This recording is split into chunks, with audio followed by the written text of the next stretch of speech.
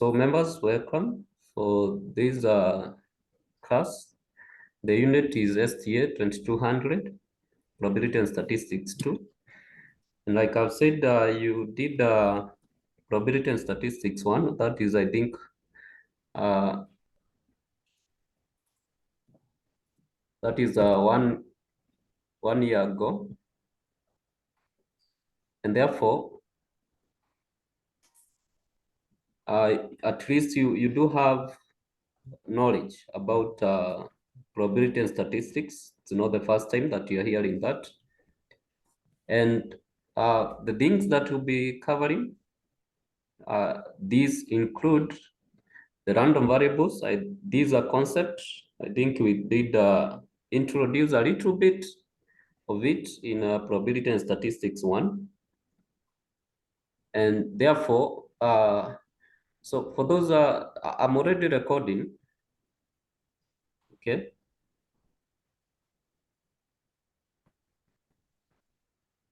Therefore, be covering the random variables, that is discrete and continuous. And more specifically, we'll be dwelling on the probability mass functions, the probability density functions, and distribution functions.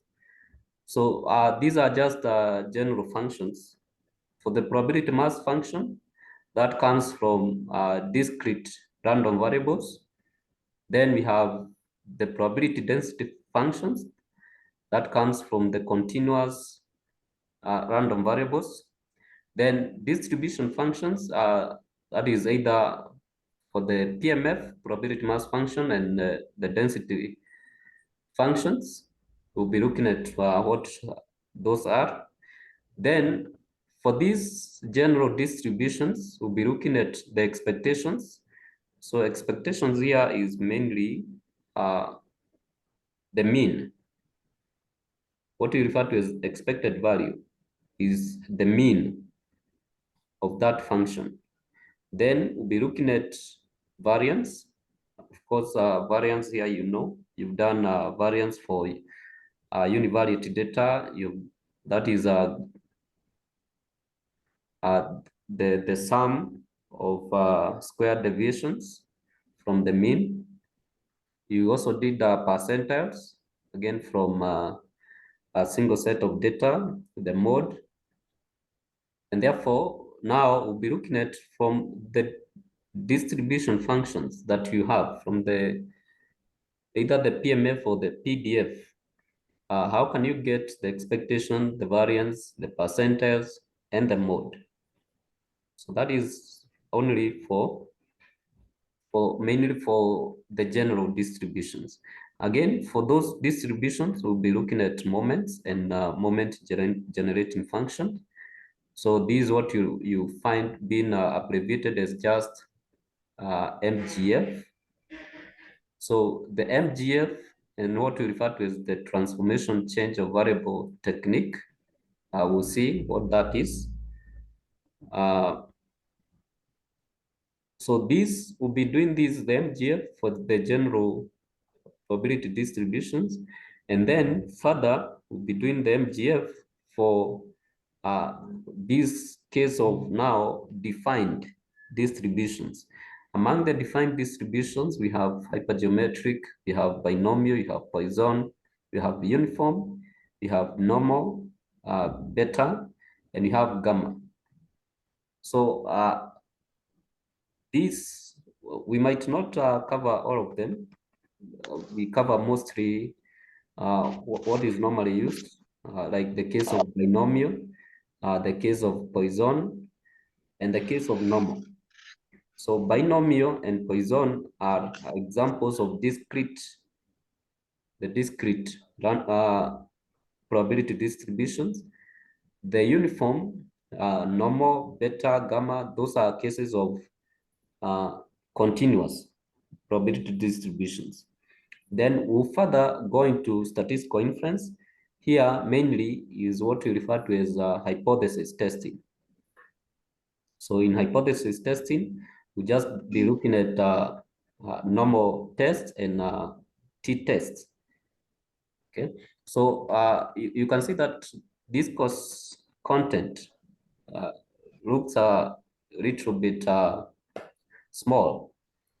But now when it comes to these distributions, well, maybe one sum of a distribution can go up to a half a page, depending on what has been asked. From one distribution, you can be asked to get the mean. From the same distribution, you can be asked to get the variance. From the same distribution, you can be asked to get the MGF, okay? And therefore, you find that, again, one question might be carrying a lot of marks. So what you just need to master is, how do you get the mean or the expectation? How do you get the variance of that distribution? And the technique is the same for all of them. That is, when you're considering the discrete, it is the same for all discrete probability distributions. The form or the procedure is the same, but now different from when you're considering continuous probability distributions. That would be different, and we'll be seeing that. But the concept is the same, the approach is the same.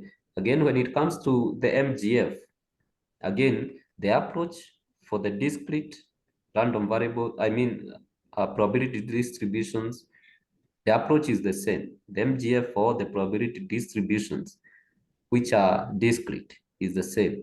And it is also the same for when you're considering the continuous case. And therefore, from here, you can get some reference materials. And therefore, so this course has been designed, it has been there for quite some time, which means that even for, and this is what we've been using, it is a standard form of notes that we use across. And therefore, that is to say, even when you go to past papers, you realize that they are more the same. The past papers, the question therein, maybe what changes are the values, but the concept being tested is the same all through. If you asking about Poisson, possibly you want to get the mean of Poisson, you want to get the MGF of the Poisson. It is the same throughout, and that is a good thing with mathematics. Mathematics, what you need is to know the formula, know how to apply it. Don't just cram, okay? Just get to know how to use the formula and apply it in solving. And therefore, for today, I just wanted us to just go through a little bit of introduction here, just getting to understand what is random variable. And it is straightforward, because a random variable is, it is that quantity determined or that results from a random experiment.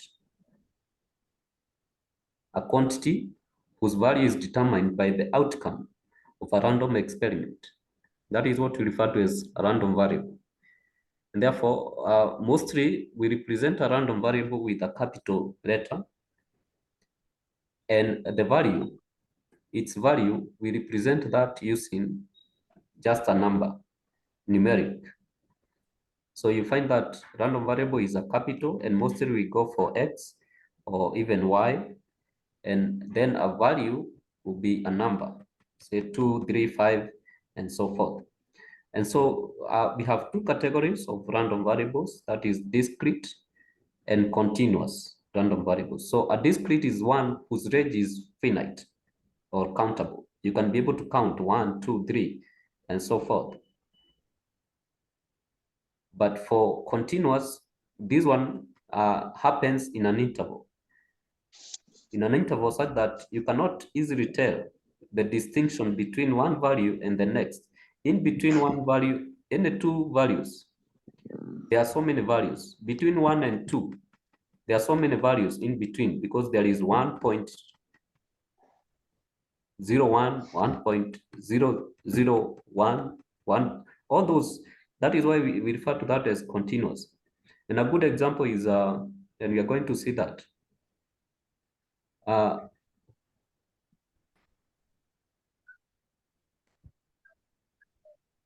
a good example of a discrete, the examples are not here.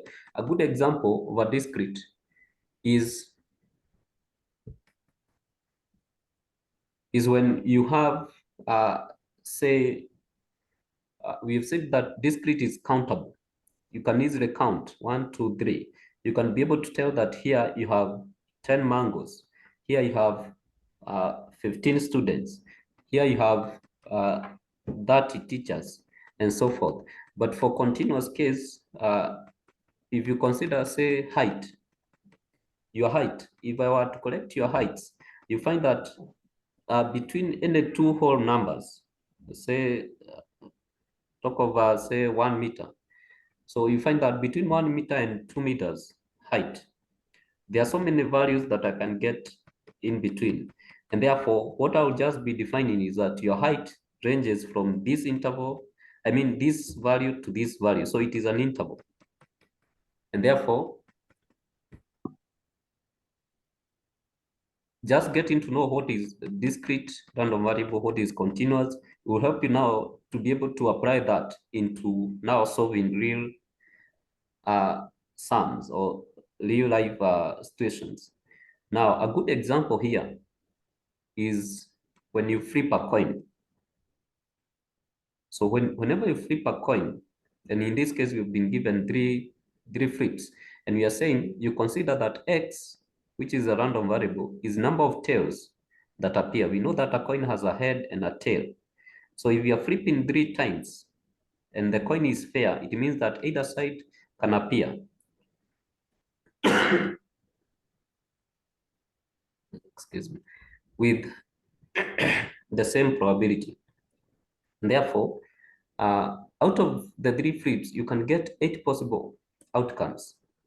That is, the first time you flip for the 3 flips, you can get all of them being appearing as head, or you can get a head, and a tail. You can get a head, tail, head. So all these are chances or that you can get from the flips.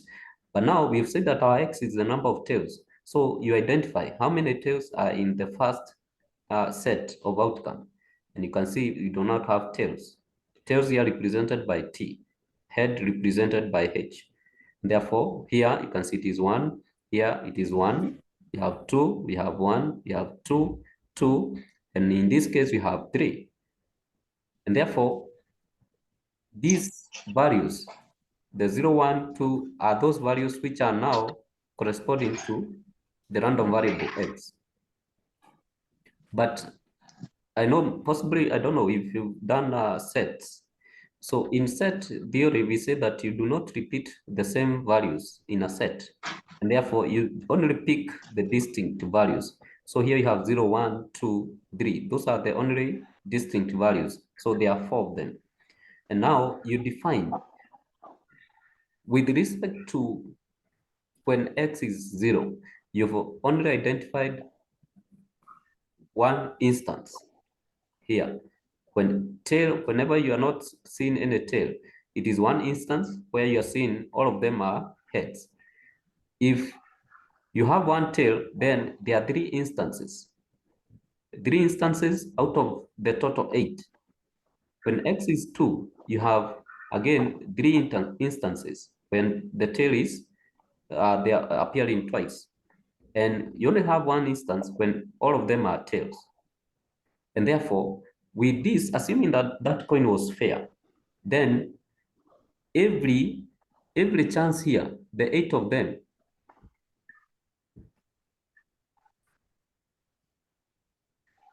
or this, the 8 of them, it means that each one of them has equal chance, and therefore each one is appearing with a probability of 1 out of 8. Okay. This, my mouse is not moving. So each one of them is appearing with a probability of 1 over 8.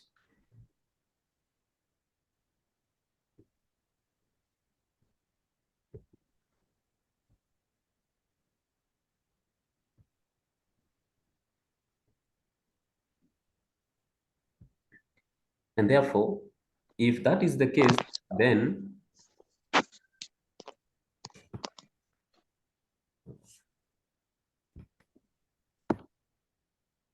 if that is the case, then we find that for every x value, that is 0, 1, 2, 3. So how many instances? We only had 1 out of 8.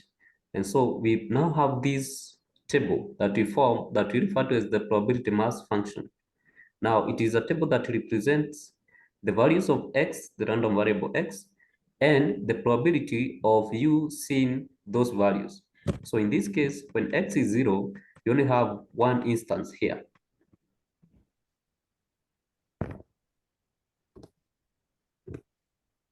You only have one instance. So when yes, when x is 1, we have 3 instances. You can see that one here. 3 of them. 1, 2, 3. When x is 2, again we have 3 instances. So that is 3 out of 8. I hope you can see here. But we have x is equals to 3 only once. And so that is 1 out of 8. So this here is what we refer to as the probability. And you see that whenever we are going to see those properties. Whenever you add all these probabilities, they are supposed to give you 1. You add 1 over 8, 3 over 8, 3 over 8, 1 over 8. All that should give you 1. Now, by definition, we can see that probability mass function is a graph or table or formula that represents probabilities associated with a given random variable. Now, we have two major properties for this. And this one we know, I think from our basics of probability, we know that a probability lies between 0 and 1.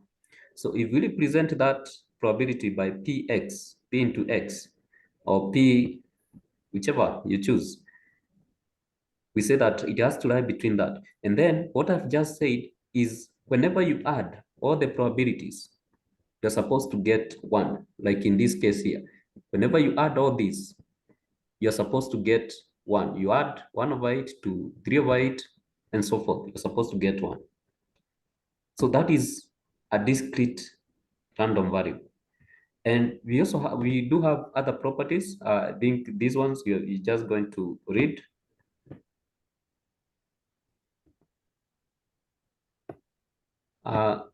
And we got some examples here. Let me just, I want to just rush to this because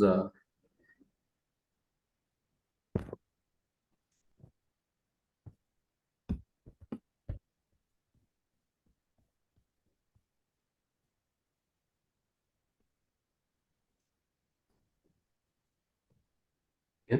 So we have an example here. Now this is a 2 tetrahedral dice. So tetrahedral dice, it means that that die, each of the die has 4 sides, and we can see that. You can see we have one die on this side. That is, we can say that is die A. We have a die B on this side. Now, we are looking at the sum of the scores facing down was noted. So we know that we normally roll a die. So you roll a die, the face that is facing down, the side that is facing down, you record that. Then you roll the other one, you record that, then you get the sum. So if by any chance you get that it is 1 and the other one is 1, so you add that, you get 2. By any chance you find that one of the sides gets 3, the other one gets 4, this one here, you add that, you get 7. Therefore now, from this table here,